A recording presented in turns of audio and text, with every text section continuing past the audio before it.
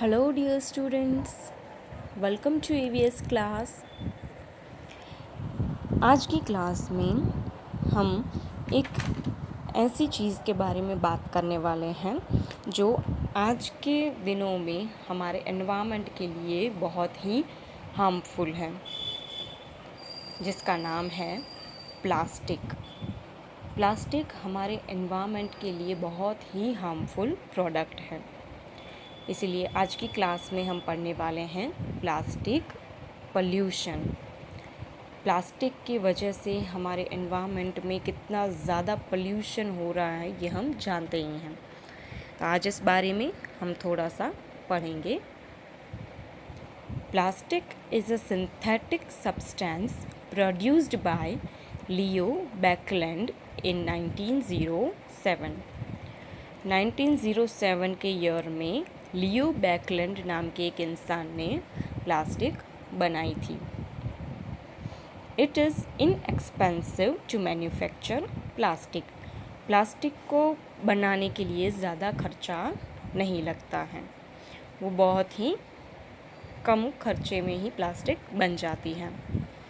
The wide production and use of plastic have to lead to plastic pollution. अब plastic बनाना ज़्यादा महंगा नहीं होता है, इसलिए लोगों ने ज़्यादा से ज़्यादा प्लास्टिक बनाना शुरू कर दिया और बेचना भी शुरू किया। अब प्लास्टिक को यूज़ करना बहुत ही इजी होता है ना, इसलिए लोगों ने ज़्यादा से ज़्यादा प्लास्टिक को यूज़ करना भी शुरू कर दिया, जिसकी वजह से प्लास्टिक पॉल्यूशन होने लगा। Plastic is non biodegradable and can exist for over thousands of years. Plastic जो है वो नॉन बायोडिग्रेडेबल है। उसको जब हम फेंकते हैं तो वो ज़मीन में कंपोस्ट नहीं हो पाती है, ठीक है, ज़मीन के साथ मिक्स नहीं हो पाती है, इसीलिए उसे नॉन बायोडिग्रेडेबल कहते हैं। थाउजेंड्स ऑफ ईयर्स तक वो लैंड के अंदर ही रहती हैं और लैंड को पल्यूट करती हैं। इवन लैंड में जो कुछ इंसेक्ट्स रहते हैं वो प्लास्टिक जो है वो उनको भी हार्म करती हैं, क्योंकि प्लास्टिक में बहुत सारे जहरीले केमिकल्स भी मिलाए हुए होते हैं। About 255 tons of plastic waste remains floating on the surface of the oceans at this moment. अब प्लास्टिक जो है वो तो कितनी लाइट होती है वेट में, है ना, वो तो कहीं भी उड़ जाती है, या फिर हम उसको कहीं ओशियन में हम जाते हैं, वहाँ पर बीच पर जाते हैं तो प्लास्टिक के कुछ प्रोडक्ट्स ख़रीदते हैं और फिर वो प्लास्टिक वहीं पर ही फेंक देते हैं। तो ये ओशियन में प्लास्टिक जो है वो फ्लोट होती रहती है और ये ओशियन के जो एनिमल्स होते हैं उनके लिए भी बहुत ही हार्मफुल होती है। Animals cannot differentiate between plastic and food substances and ingest plastic, which leads to a slow and painful death. अब हम जो कचरा फेंकते हैं, आप कुछ खाना खाते हैं, आपके खाने का जो वेस्ट बचता है वो आप प्लास्टिक में डाल देते हैं और फिर वो कचरे के साथ आप डाल देते हैं। तो एनिमल्स जो हैं वो डिफ्रेंशिएट नहीं कर पाते हैं, फूड भी खाते हैं और साथ में जो प्लास्टिक होती है वो भी खा जाते हैं। जब वो प्लास्टिक एनिमल्स के पेट में जाती है तो वो उनके पेट में अटक जाती है, जिसकी वजह से उनको बहुत ही दर्दनाक मौत का सामना करना पड़ता है। आप सोचिए कि ये कितना पेनफुल होता है। Injection of small amounts of plastic leads to lethal diseases like cancer and heart failure. कुछ स्मॉल अमाउंट के अगर प्लास्टिक्स भी हमारे पेट में चले जाएं, हमारे शरीर में चले जाएं, तो वो हमें हार्म कर सकती है। बहुत ही हार्मफुल डिजीज़ेस भी हमें हो सकते हैं, जैसे कि cancer and heart failure. Cancer भी हो सकता है, और हार्ट भी फेल हो सकता है। आप जब कोई भी प्लास्टिक के पैकेट्स वाला खाना खाते हैं तो प्लास्टिक में बहुत सारे जहरीले केमिकल्स मिलाए हुए होते हैं, तो ज़्यादा दिन तक जो खाना प्लास्टिक के अंदर रहता है, पैक रहता है, तो वो खाना भी केमिकल वाला हो जाता है और वो खाना हम खाते हैं, जिसकी वजह से हमें कैंसर जैसी बीमारियां होती हैं। तो आप जानते हैं कि आज के ज़माने में कैंसर की बीमारियां, हार्ट अटैक, ये सब कॉमन हो चुका है, सबको होता है ये डिज़ीज़। ये इसी वजह से हो रहा है क्योंकि आजकल हम प्लास्टिक वाला खाना ज़्यादा खाते हैं। फिर आपने देखा है कि छोटे बच्चों के खिलौने भी प्लास्टिक के होते हैं, तो छोटे बच्चों को इस बारे में पता तो होता नहीं है, तो खिलौने मुंह में भी डालते रहते हैं, चबाते रहते हैं, और वो जो जहरीला अंदर जो केमिकल मिलाया हुआ होता है प्लास्टिक का, वो छोटे बच्चों के पेट में चला जाता है, जिसकी वजह से उन्हें भी बहुत सारी बीमारियां हो सकती हैं। पहले के ज़माने में मिट्टी के खिलौनों से बच्चे खेलते थे, जिसकी वजह से उन्हें ज़्यादा बीमारियां होती ही नहीं थी। तो इसीलिए आज प्लास्टिक यूज़ करना बहुत ही कॉमन हो चुका है, इसीलिए ऐसे डिजीज़ेस भी कॉमन हो चुके हैं।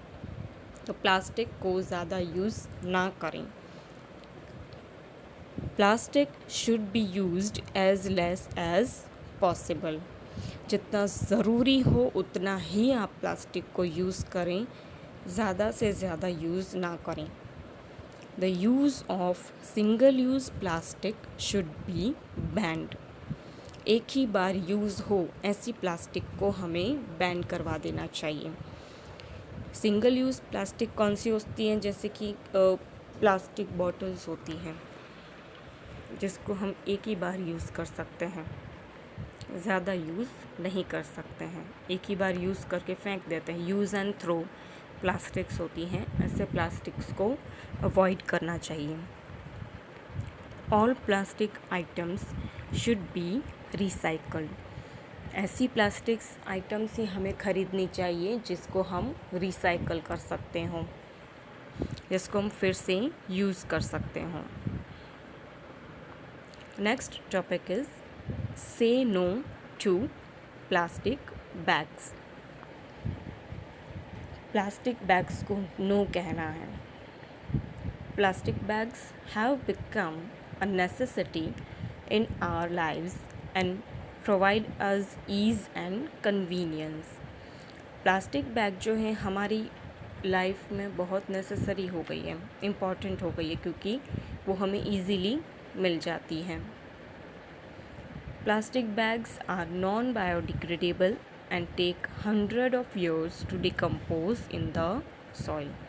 प्लास्टिक बैग्स जो है वो नॉन डिग्रेडेबल वेस्ट है, जो ज़मीन के अंदर 100 of years तक रहती है। These bags have become hazardous to all life forms on the planet. ये प्लास्टिक बैग्स जो हैं वो हर एक जीव के लिए बहुत ही ख़तरनाक है। जो भी अर्थ पर रहते हैं, जो भी सारे लिविंग बींग्स अर्थ पर रहते हैं, उनकी लाइफ को प्लास्टिक से खतरा है। The world consumes almost 1 trillion plastic bags every year. हर साल पूरे वर्ल्ड में ऑलमोस्ट 1 ट्रिलियन प्लास्टिक बैग्स का यूज़ होता है। Plastic bags have led to significant land pollution and have caused unnatural deaths of aquatic species.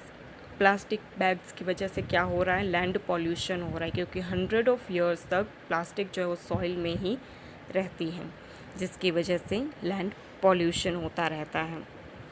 और दूसरा, aquatic species जो होते हैं, जैसे कि फ़िश है, आप जब जो प्लास्टिक है वो ओशियन में चली जाती हैं तो फ़िश को भी ये इन्फेक्शन हो जाता है प्लास्टिक का। फिर कुछ लोग ऐसे होते हैं जो फ़िश को खाते हैं, ठीक है, अपने फूड की तरह वो यूज़ करते हैं। तो अगर वो जो इन्फेक्शियस फ़िश हैं उसने वो खा ली तो क्या होगा? उसको भी इन्फेक्शन हो जाएगा। तो ये हर एक लिविंग बीइंग के लिए बहुत ही खतरे वाली चीज़ है।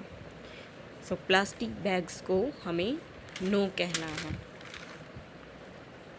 से नो टू प्लास्टिक स्लोगन्स। यहाँ पर कुछ ऐसे स्लोगन्स हैं जिसमें बताया गया है कि प्लास्टिक को नो कहना है। If you can not recycle और रीयूज़ देन क्विकली रिफ्यूज़। अगर आप रिसाइकल नहीं कर सकते हो और रीयूज़ नहीं कर सकते हो, फिर से इसको यूज़ नहीं कर सकते हो, तो उसको रिफ्यूज़ कर देना अच्छा है। रिफ्यूज़ मतलब उसको छोड़ देना अच्छा है। Help the earth rejuvenate. से नो टू प्लास्टिक। अर्थ को फिर से नया करने में हेल्प करें और प्लास्टिक को नो कहें।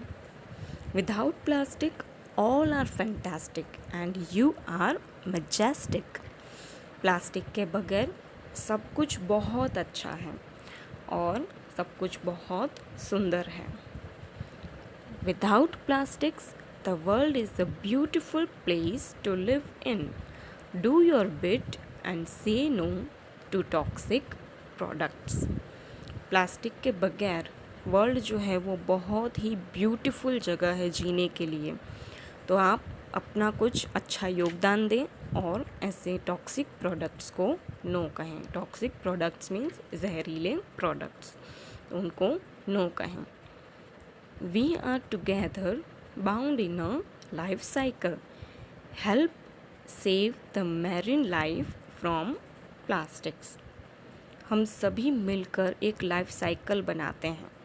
सो मैरीन लाइफ को सेव करने के लिए प्लास्टिक को नो कहें।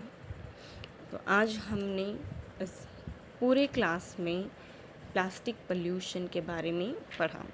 आई होप आप भी ऐसे कुछ अच्छे स्टेप्स उठाएंगे और प्लास्टिक बैग्स की जगह पर आप जूट बैग्स का यूज़ करें, क्लॉथ बैग्स का यूज़ करें। Okay, thank you.